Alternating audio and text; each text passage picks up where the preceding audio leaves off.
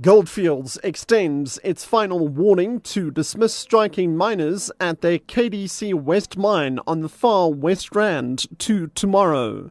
And Chief Economist Azar Jamin says government will lose about 5 billion rand in tax revenue if the salaries of CEOs of private companies and the public sector are to be frozen. I'm Richard Brooks. Goldfields has extended its final warning to dismiss striking miners at their KDC West mine on the far West Rand to tomorrow.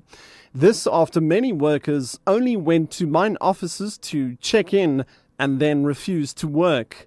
Thousands of miners then met on a nearby hill, accusing NUM leaders of going back on their promises.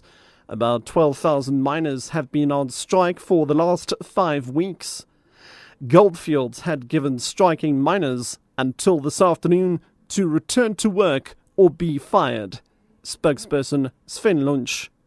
Of those 3 shifts, our provisional intelligence is that about 80% of the workers clocked in but did not stay the shift. So for us, this is obviously a bit of a confusing situation, but what we've made clear to the workers is that tomorrow they have to clock in and work a full shift. And then effectively the strike would be over. If not, the dismissal would. Financial experts have warned that the rand could end up collapsing to more than 10 rand to the US dollar if South Africa does not find strong political leadership.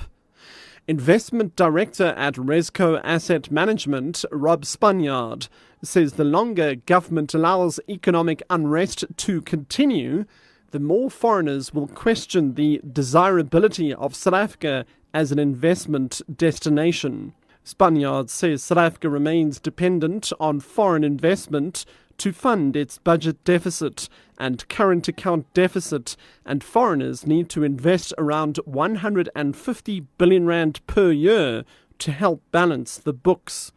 He says without foreign investment, the economy will shrink significantly, resulting in large job losses. Chief Economist Azar Jamin says government will lose about 5 billion rand in tax revenue if the salaries of CEOs of private companies and the public sector are to be frozen. President Jacob Zuma has asked for the move, saying it will send a strong signal to addressing salary inequalities. Jamin says the call deals with the symptoms, but not the case. If you're going to start freezing salaries and wage increases for a longer period of time, you're going to cause all sorts of distortions. For example, even here, the one factor that has not been thought of is the fact that if you freeze remuneration of higher paid employees, you're going to slow down the growth in income tax revenue. And I've done a superficial calculation to say that if you freeze executive salaries for a whole year, government revenue will fall by about 5 billion rand. All modes of public transport in Cape Town, including buses, taxis and trains, will be managed by one authority. Cape Town's Integrated Public Transport Authority was launched today. Commuters will be able to travel on all 3 modes of transport with one card.